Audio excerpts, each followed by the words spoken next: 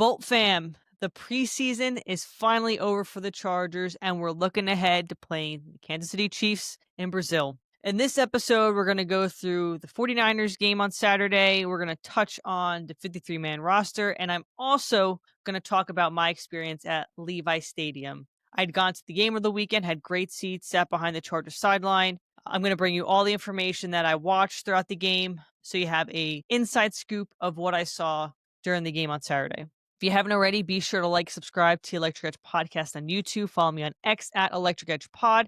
And as always, leave me some comments on my videos. I love engaging with Charger fans, love reading your comments. Everyone is appreciated. So with that being said, let's jump into this episode.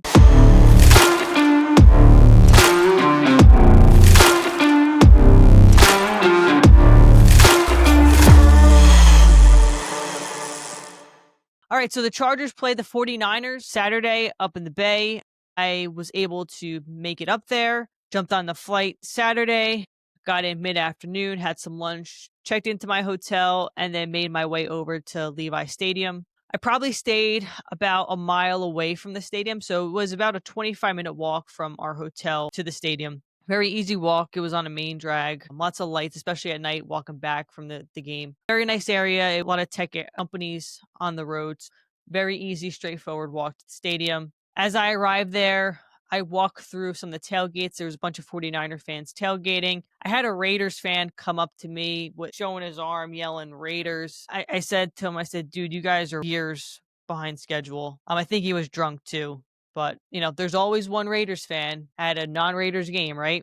I did see some Charger fans tailgating in one of the lots. I know that the Die Hard Bowl Cup put out that they were tailgating in one of the lots, but I couldn't find where they were. But I did see some Charger fans, so that was cool, tailgating.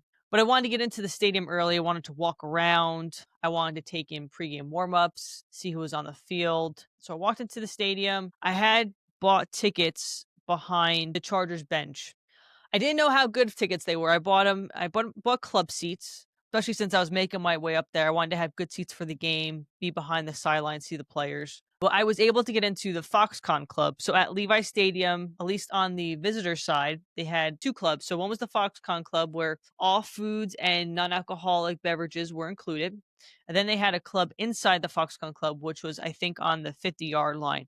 Couldn't get into that one. That one actually had field access that you could walk out and be behind the Chargers bench. But nevertheless, had some really good food in the Foxconn Club. So they had some burgers, hot dogs, pizza, ice cream, candy, popcorn, coffee, and then soft drinks, but you could buy alcoholic drinks if you wanted to. I personally do not drink, so that was no need for that. Also, it was extremely expensive to buy alcohol. So take it or leave it. They also had in there a little store of apparel. So if you didn't want to go to the main store and deal with the lines, they had a small store inside there that you could purchase. I obviously did not buy any 49ers gear. So made my way up to my seats, wanted to watch some pregame warm-ups. I put a video out on X of Najee Harris and Omarion Hampton doing some hand-eye coordination drills. So Najee Harris had on his helmet. Omarion Hampton wasn't dressed, but they were tossing balls back and forth to one another. And it came out later on when Ortiz he must have done an interview with, I think, the CBS crew that was there for the Chargers, that Najee is projected to be back by week 1. So it makes sense that he was on the field practicing with his helmet on, doing some coordination drills, getting ready for week 1. So that was pretty cool to see. And I think there's almost 20,000 views of that clip I had posted on X. So that was pretty cool. Quarterbacks were warming up. You had a DJ out there. You had Trey Lance and you had Taylor Heineke warming up. The way Harbaugh wanted to split them was Trey Lance got a couple drives, Taylor Heineke, and then DJ finished out the rest of the game. And DJ played well up until about the end of the first half. And then the second half, it kind of all went downhill, but numbers weren't terrible for his play. So we'll see where he falls when the 53-man roster comes out. Most of the starters were not dressed. I think the only starters that I saw that played and that were dressed were Darius Davis was dressed, but I think they were working him in as a wide receiver. Just special teams guys. So Josh Harris, Dicker, J.K. Scott. Everyone else who's a starter was in Chargers gear, hanging out. I saw Herbert on the field. He was walking with Harbaugh at one point. They were talking about something like Harbaugh was making a catching motion and they were walking onto the field during pregame warmups. Another cool thing I had caught during pregame warmups was Jerry Rice was walking by the Chargers warmup because of Brendan, his son. He starts talking to Harbaugh. They shake hands. Harbaugh is with the quarterbacks warming up, his normal routine with them. And Jerry Rice must have said something to him like, hey, let me catch a ball. So during warmups, Jerry Rice starts catching balls from the quarterbacks warming up. And then the last one, he catches it, he turns, he runs upfield. So that was really cool to see. And I posted that video on X as well. Once the game started, the Chargers defense looked good. And we'll go through some of the top players. Their offense was a little slow, I thought, to get started. Rocket Sanders had a couple good runs. Jalen Reagor looked pretty good in the offense. Dalvian Campbell looked good in the offense.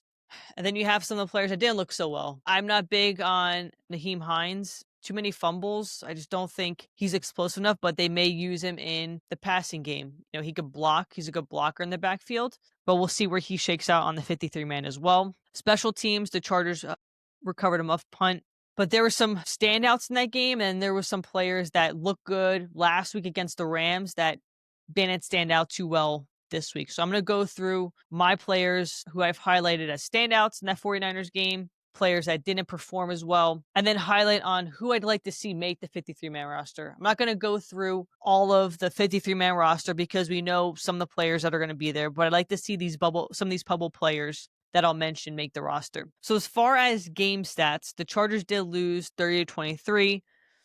They were losing 23-16 until a late touchdown by Luke Grimm. I think it was within like a minute left. Didn't really count at that point. But let's talk about the Chargers' top performers on Saturday. First one off the bat is Marlowe Wax. He's had a great preseason so far. He's been praised by veterans like Derwin James. He made a really strong case on Saturday to make the 53-man roster. He had 6 tackles on Saturday. He had 2 quarterback hits, and he had a forced fumble. So it was definitely by far his best game in the preseason, went out with a bang. He's made a strong case to be one of the linebackers that make this 53-man roster. Caleb Murphy was another one. He's had another good preseason so far. He had a forced fumble and a strip sack. Like I said, another young player that has made a strong case to make the roster. We do have an abundance of linebackers, and I think some of them shouldn't make the team, but they will. Players like Junior Colson shouldn't make the 53-man. You know, I think that Murphy and Marlowe Wax have done all they could to make their case to be on the 53-man. So we'll see how that plays out on Tuesday, which is tomorrow. Another player that played well, Nico Reed.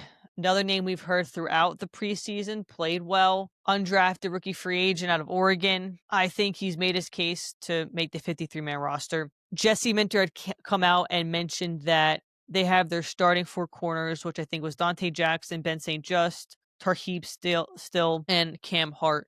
But I think Nico Reed is deserving to be there. So we'll see how this shakes out tomorrow when cuts have to go into effect. And then lastly, I've been high on this player since he got drafted and during OTAs and throughout training camp is Oronde Gadsden. He had a great game on Saturday. He caught a touchdown pass. It was a 25-yard touchdown pass. So I'd love to see him build on this piece into one. It'll be interesting to see how he rotates in with Tyler Conklin and Will Dissly.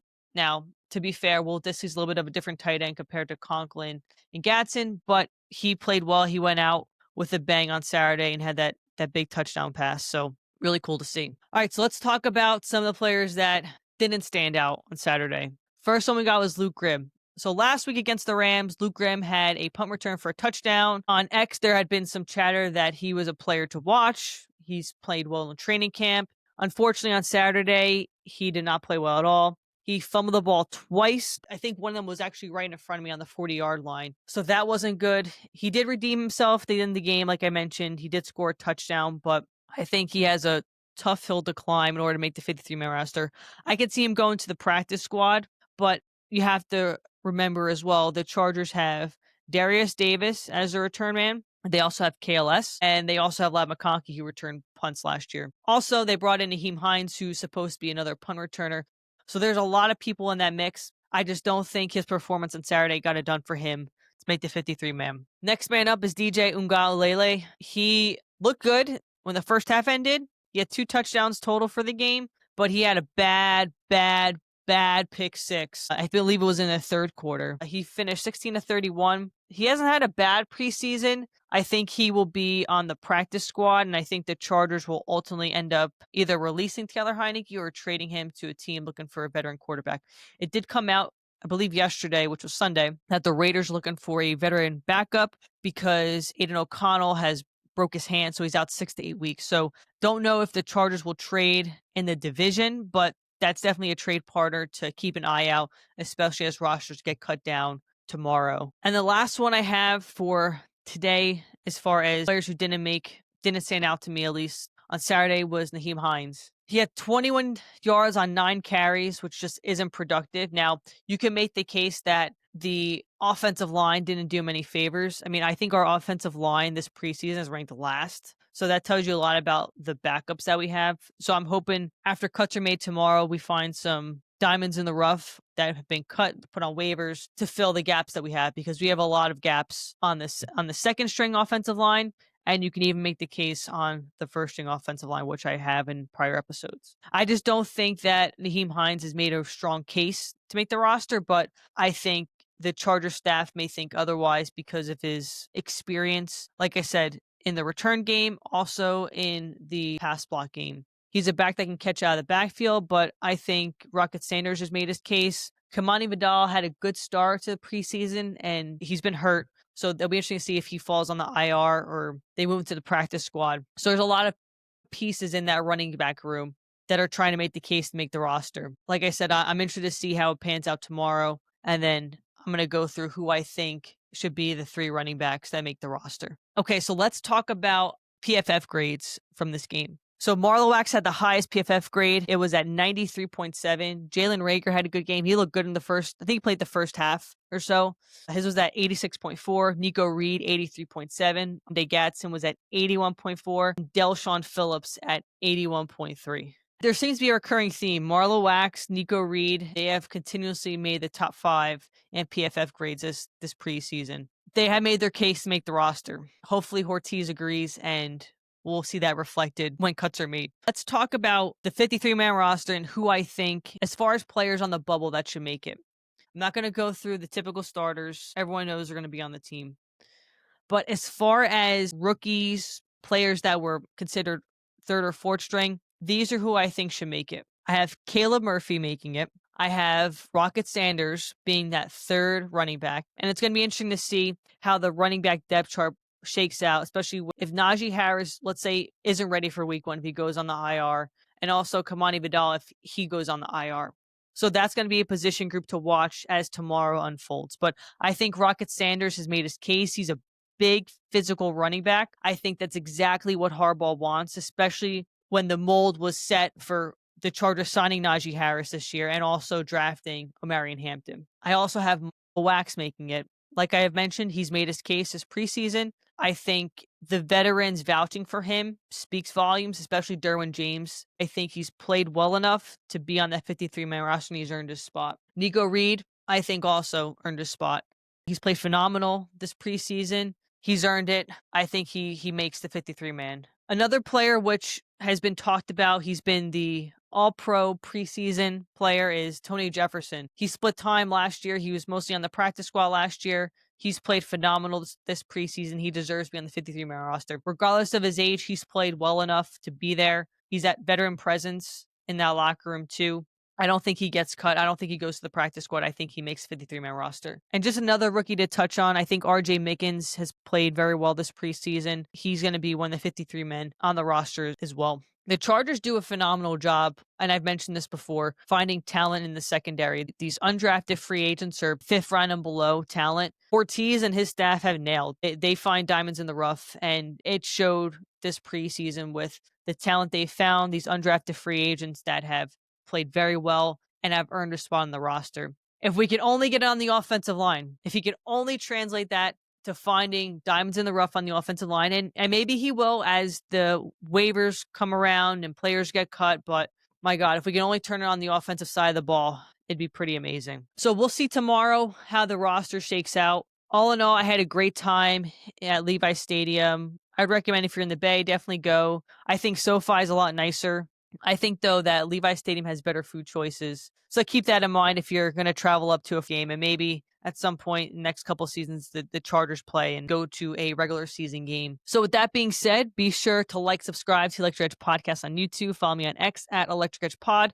And let me know your thoughts about Saturday's game against the 49ers. Let me know if there's other players that you thought had a great game that I didn't highlight. Let me know your thoughts on the 53-man roster. I'm very excited to see how the roster turns out tomorrow, and I'm looking forward to seeing Chargers football back in action against the Chiefs in Brazil on the 5th. So as always, go Chargers and bolt up.